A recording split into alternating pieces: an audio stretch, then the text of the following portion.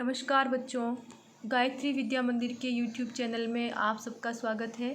आपकी कक्षा 11 की अनिवार्य हिंदी की क्लास में हम पढ़ रहे हैं आरोह पाठ्यपुस्तक आरोह भाग 1 में संकलित कविता आओ मिलकर बचाएं, जिसमें कवयित्री निर्मला पुतुल ने संथाली भाषा के माध्यम से अपने परिवेश को नगरीय अपसंस्कृति से बचाने का आह्वान किया है। और इस अविश्वास भरे दौर में थोड़ा सा विश्वास, थोड़ी सी उम्मीद, थोड़े से सपने, आओ मिलकर बचाएं कि इस दौर में भी बचाने को बहुत कुछ बचा है अब भी हमारे पास। आइए बात करते हैं कठिन शब्द की। अविश्वास, अविश्वास यानी विश्वास न करना, दूसरों पर विश्वास न करना। दौर, दौर यानी समय। सपने यानी इच्छाएं, दौर यानी समय, सपने यानी इच्छाएं।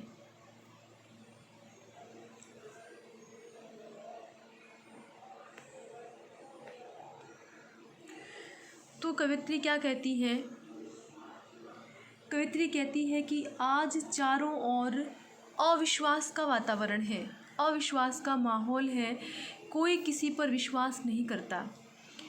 इसीलिए ऐसे माहौल में, इस अविश्वास भरे माहौल में थोड़ा सा विश्वास बचा कर के रखना चाहिए। थोड़ी सी उम्मीद, हमें अच्छे कार्य होने के लिए थोड़ी सी उम्मीदें भी बचानी चाहिए, यानी कि हमें ये उम्मीद रखनी चाहिए कि कुछ अच्छा होगा। थोड़े से सपने, हमें थोड़े से सपने भी बचाने चाहिए ताकि हम अपनी कल्पना के अनुसार कार्य कर सकें, अपने सपनों के लिए जी सकें। आओ मिलकर बचाएं कि इस दौर में भी बचाने को बहुत कुछ बचा है अब भी हमारे पास। क्या कहती है कवित्री कि हम सबको मिलकर के इन सभी चीज़ों को बचाने की आवश्यकता है, इन सभी चीज़ों को बचाने का प्रयास हमें करना चाहिए, क्योंकि आज के इस आपाधापी के दौर में अब भी हमारे पास बहुत कुछ बचाने के लिए बचा है। हमारी सभ्यता और संस्कृति की बहुत सी चीज़ें अब भी शेष है हमारे पास, जिन्हें हम बचा करके रख सकते हैं। नगरीय संस्कृति के कुप्रभाव से बचाने के लिए अब भी हमारे पास बहुत कुछ बचा हुआ है हमारी संस्कृति में, जिससे हमारी संस्कृति धनाढ्य है और हमें उनको बचाने का प्रयास भी करना चाहिए। तो देखिए, यहाँ इस काव्यांश के माध्यम से हमें ये पता चलता है कि कवयित्री का जीवन के प्रति कितना सकारात्मक दृष्टिकोण है।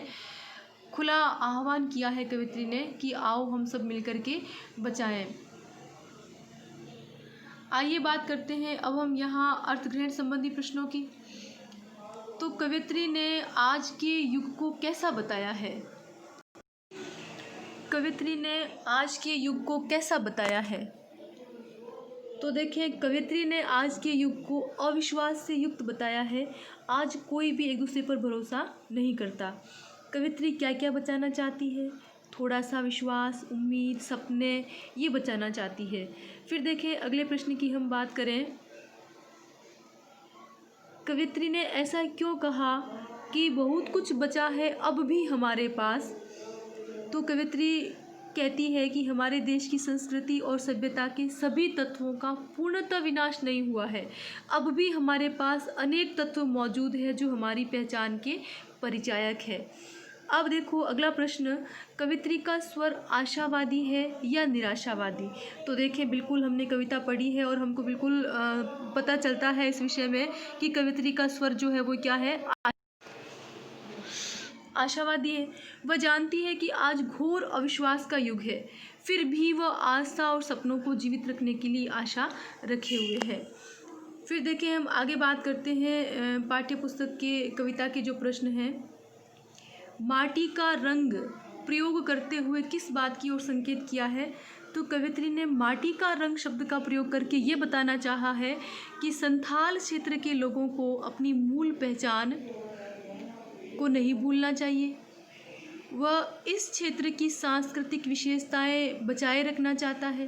क्षेत्र की प्रकृति, रहन सहन, अक्खड़ता, नाच गाना, भोलापन, जुझारूपन, झारखंडी भाषा आदि को शहरी प्रभाव से दूर रखना ही कवित्री का मूल उद्देश्य है। अगला प्रश्न देखें, भाषा में झारखंडीपन से क्या अभिप्राय है? तो भाषा में झारखंडीपन का अभिप्राय क्या है?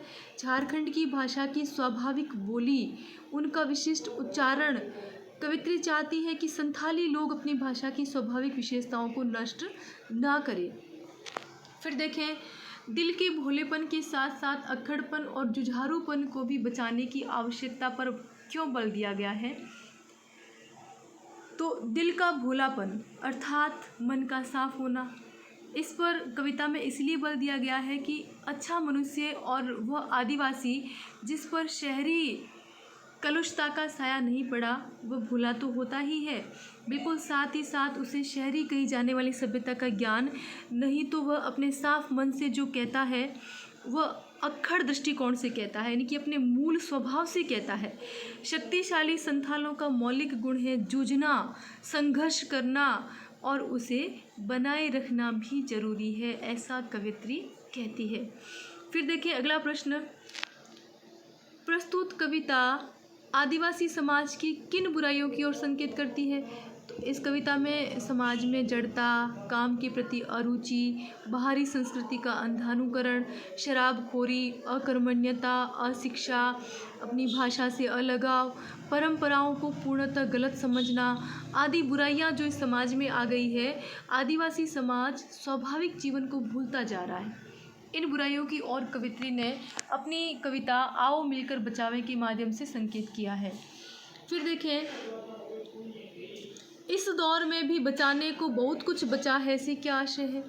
इस दौर में भी का आशय है कि वर्तमान परिवेश में पाश्चात्य और शहरी प्रभाव ने सभी संस्कारपूर्ण मौलिक तत्वों को नष्ट कर दिया है, परंतु कवित्री निराश नहीं है।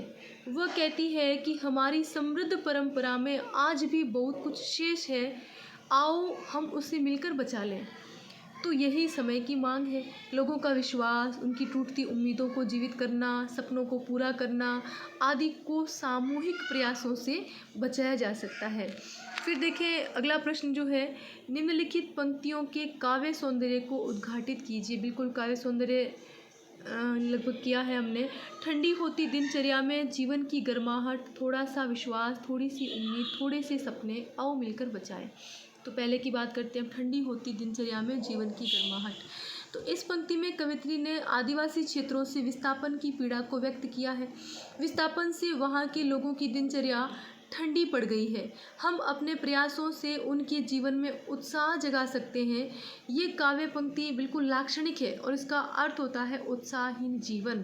गर्माहट, गर्माहट जो है वो उत्साह, उमंग और क्रियाशीलता की प्रतीक है और इन प्रतीकों से अर्थ गांभीर्य आया है। बिल्कुल शांत रस यहाँ है और बिल्कुल तुकबंदी नहीं है।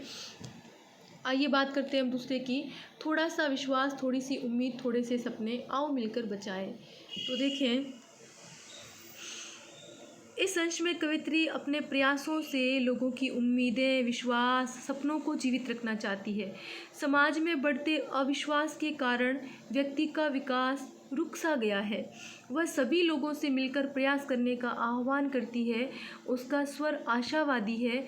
थोड़ा सा, थोड़ी सी और थोड़े से, तीनों प्रयोग एक ही अर्थ के वाहक है, बिल्कुल एक ही अर्थ को प्रकट करने वाले हैं, इसीलिए अनुप्रास अलंकार है। बिल्कुल उर्दू, संस्कृत और तद्भव शब्दों का मिला जुला प्रयोग है यहाँ, जैसे उम्मीद है, विश्वास है, सपने हैं, ये सब। कुछ तुक, छंद और संगीत बिल्कुल यहाँ नहीं है, लेकिन फिर भी कथ्य में आकर्षण है, खड़ी बोली का प्रयोग है। फिर देखें अगला प्रश्न, बस्तियों को शहर की किस आबो हवा से बचाने की आवश्यकता है? तो शहरों में भावनात्मक जुड़ाव, सादगी, भोलापन, विश्वास और खिलखिलाती हुई हंसी नहीं है। इन कमियों से बस्तियों को बचाना बहुत ज़रूरी है। शहरों के प्रभाव में आकर ही दिनचर्या ठंडी होती जा रही है और जीवन की गर्माहट घट रही है। जंगल कट रहे हैं और आदिवासी लोग भी शहरी जीवन को अपना रहे हैं। बस्ती की आंगन सिकुड़ रहे हैं, अर्थात छोटे हो रहे हैं। नाचना, गाना, मस्ती भरी ज़िंदगी को शहरी प्रभाव से बचाना बहुत ज़रूरी है। अब देखें बिल्कुल कविता के आसपास के प्रश्न। आप अपने शहर या बस्ती को किन चीज़ों किन चीज़ों को बचाना चाहेंगे? ऐतिहासिक धरोहर, बिल्कुल हम अपने शहर की ऐतिहासिक धरोहर को बचाना चाहेंगे, हमारी संस्कृति को बचाना चाहेंगे।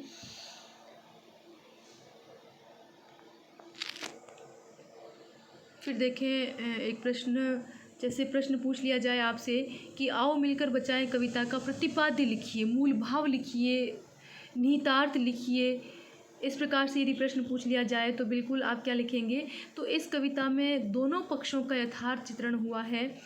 एक मतलब बड़े संदर्भ में ये कविता समाज में उन चीज़ों को बचाने की बात करती है जिनका होना एक स्वस्थ सामाजिक परिवेश के लिए बहुत आवश्यक है।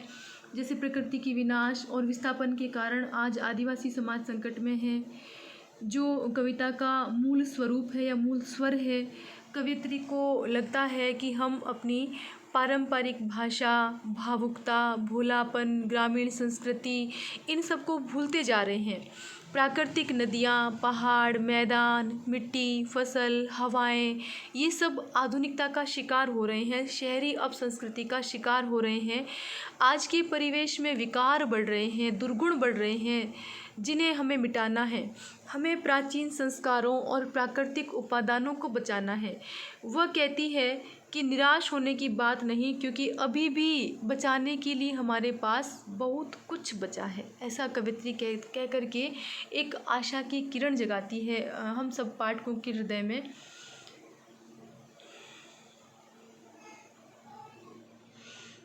अब देखो, यहाँ हमने इस कविता को पढ़ा है तो यहाँ प्रश्न ऐसा भी बनता है कि भाई इस कविता के माध्यम से लेखिका के प्राकृतिक परिवेश में कौन कौन से सुखद अनुभव है, देखो जो कवित्री को महसूस होते हैं।